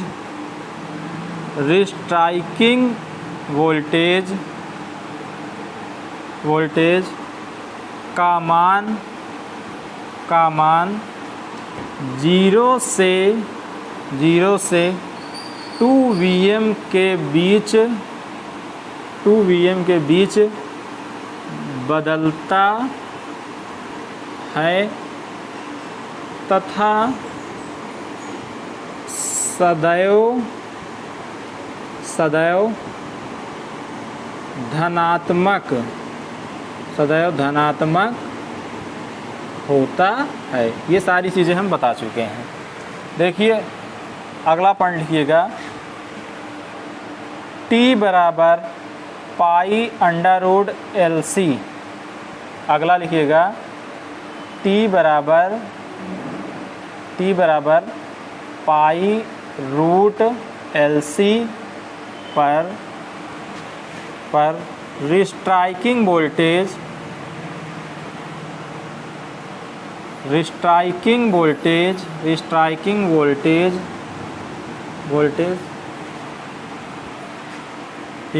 वोल्टेज अपने पहले अधिकतम मान को प्राप्त करता है। आप देखे होंगे जब हम t की वैल्यू लिखे थे पाई रूट LC, तो VC आप t की वैल्यू आई थी 2Vm। ये जो केस थर्ड था वो था। मतलब ये हुआ कि ये जो मेरा रिस्ट्राइकिंग वोल्टेज कुछ ऐसा बन रहा था, इसका जो मैक्सिमम मान है Vm, मैक्सिमम मान है 2Vm। ये कहाँ पर मिला? ये यहाँ पर, ये t है। ये t की वैल्यू कितना है? Pi root LC। यही चीज़ मैं लिखवाया हूँ। t बराबर पाई रूट LC पर स्ट्राइकिंग वोल्टेज अपने पहले अधिकतम मान को प्राप्त करता है। मतलब यहाँ पर इस पॉइंट पर जो पहला मैक्सिमम मान है ये दूसरा होगा, तो पहले मैक्सिमम वैल्यू पर t की वैल्यू क्या हो जाएगी? Pi root LC। आइए अब इसके बाद हम लोग अगला डिस्कस कर लेते हैं। मेरा साफ करो। अगला थोड़ा सा और एक बचा, एक पॉइंट और लिख लेते हैं, एक टॉपिक और लिख लेते हैं, उसके बाद सारी चीज़ें ख़त्म। आइए हम लोग आर्क वोल्टेज के बारे में लिख लिए हैं, रिस्ट्राइकिंग वोल्टेज के बारे में लिख लिए हैं, लेकिन आप लोगों को याद हो तो अभी तक हम लोग रिकवरी वोल्टेज के बारे में कोई स्टेटमेंट नहीं लिखे हैं। लिख लीजिए, हेडिंग डालिए रिकवरी वोल्टेज।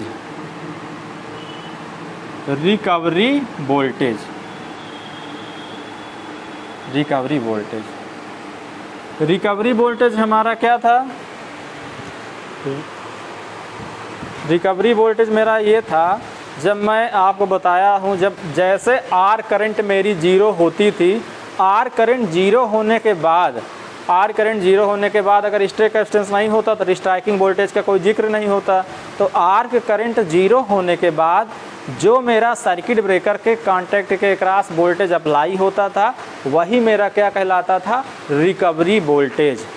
एक चीज़ और, तो रिकवरी वोल्टेज की जो फ्रीक्वेंसी थी, रिकवरी वोल्टेज की फ्रीक्वेंसी की क्या थी? वही जो हमारे पावर सिस्टम की फ्रीक्वेंसी थी, मतलब कि 50 हर्ट्ज़। लेकिन रिस्ट्राइकिंग वोल्टेज की फ्रीक्वेंसी हमारी किलो हर्ट्ज़ में भी हो सकती है, मेगा हर्ट्ज़ में भी हो सकती है। मतलब ये हुआ कि रिकवरी वोल्टेज की फ्रीक्वेंसी अधिक होती है। आइए लिखिए, रिस्ट्राइकिंग लिखिएगा। फाइनली आर्क एक्सटिंग्विश होने के पश्चात,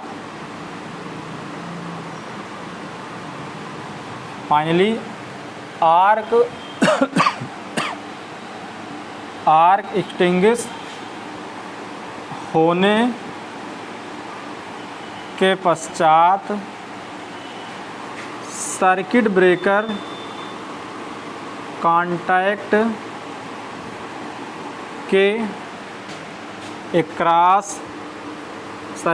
कांटेक्ट के अक्रॉस अप्लाई होने वाले सिस्टम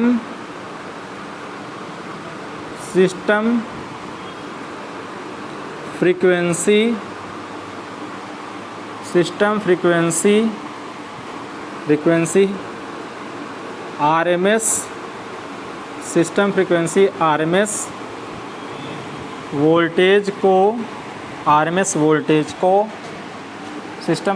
आरएमएस वोल्टेज को रिकवरी वोल्टेज कहते हैं। फाइनली आर्क एक्सटिंग्विश होने के पश्चात सर्किट ब्रेकर कॉन्टैक्ट के अक्रॉस अप्लाई होने वाले सिस्टम फ्रीक्वेंसी आरएमएस वोल्टेज को रिकवरी वोल्टेज कहते हैं। अगला टॉपिक, अगला पॉइंट लिख लीजिए। रिकवरी वोल्टेज लगभग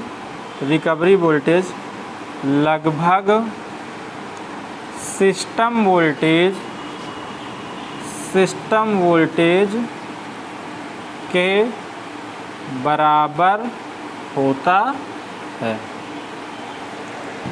तो यहाँ से आप लोग यहाँ तक आप ये समझ पाएँ कि मेरा आर्क वोल्टेज क्या होता है, रिकवरी वोल्टेज क्या होता है और रिस्ट्राइकिंग वोल्टेज क्या होता है। इतनी बात मैं समझता हूँ कि आप लोगों को समझ में आया होगा।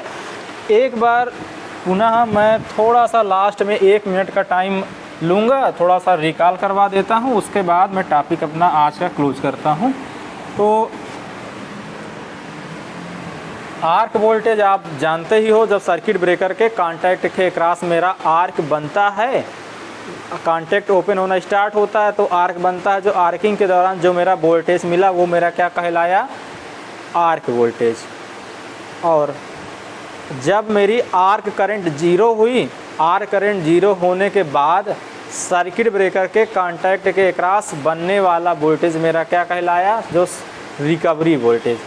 और रिस्ट्राइकिंग वोल्टेज क्या था, आर्क करंट ज़ीरो के दौरान सर्किट ब्रेकर कॉन्टैक्ट के अक्रॉस स्ट्रे कैपेसिटेंस के कारण एक वोल्टेज अप्लाई होगा। इस वोल्टेज को मैं क्या बोलता हूँ, रिस्ट्राइकिंग वोल्टेज। और इस वोल्टेज के कारण पुनः आर्क रिस्ट्राइक हो जाता है।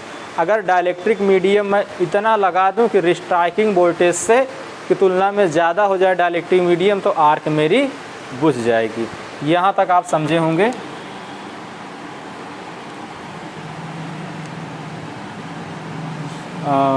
अगर मैं अभी मेरा जो लास्ट में जो मैं बनाया था ग्राफ, ये कुछ ऐसा था, ये कुछ ऐसा था, ठीक है।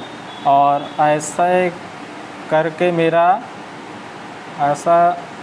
रिकवरी वोल्टेज था। ये मैं रिकवरी वोल्टेज को शो किया हूँ, ये मेरा रिकवरी वोल्टेज है। तो हम क्या बनाए थे लास्ट टाइम में, ये बनाए थे कि यहाँ पर जैसे ही करंट मेरी ज़ीरो होती थी, यहाँ पर एक रिस्ट्राइकिंग वोल्टेज डेवलप होता था। ये रिस्ट्राइकिंग वोल्टेज डेवलप होता था, ये रिस्ट्राइकिंग वोल्टेज डेवलप हुआ। फिर उसके बाद तो ये वाला मेरा क्या है, रिस्ट्राइकिंग वोल्टेज। और ये मेरा क्या आ गया बाद में, रिकवरी वोल्टेज। अब यहाँ पर ध्यान देने वाली बात ये है कि जब मेरा सर्किट ब्रेकर कॉन्टैक्ट के अक्रॉस जब मेरा रिस्ट्राइकिंग वोल्टेज बना, अगर उस टाइम आर्क नहीं बना, तब तो ठीक है, वो धीरे धीरे क्या होगा, सर्किट के रेजिस्टेंस के कारण डैम्प आउट हो जाएगी। फिर सर्किट ब्रेकर के अक्रॉस मेरा रिकवरी वोल्टेज बनेगा, सर्किट ब्रेकर के कॉन्टैक्ट के अक्रॉस, उससे कोई मेरा फ़र्क नहीं पड़ने वाला। लेकिन अगर इस रिस्ट्राइकिंग वोल्टेज के कारण मेरा आर्क बन गया, तो फिर से वही प्रक्रिया यहाँ से स्टार्ट होते हुए हम लोग आगे फिर से हम बढ़ेंगे। अगर रिस्ट्राइकिंग वोल्टेज मेरा लगा, अगर रिस्ट्राइकिंग वोल्टेज, ये मेरा सप्लाई सिस्टम है, ये इंडक्टर, ये शॉर्ट सर्किट, अगर रिस्ट्राइकिंग वोल्टेज के कारण आर्क बनने के मतलब ये कि सर्किट ब्रेकर के कॉन्टैक्ट अक्रॉस आर्क बनना, मतलब ये कनेक्टिविटी शुरू।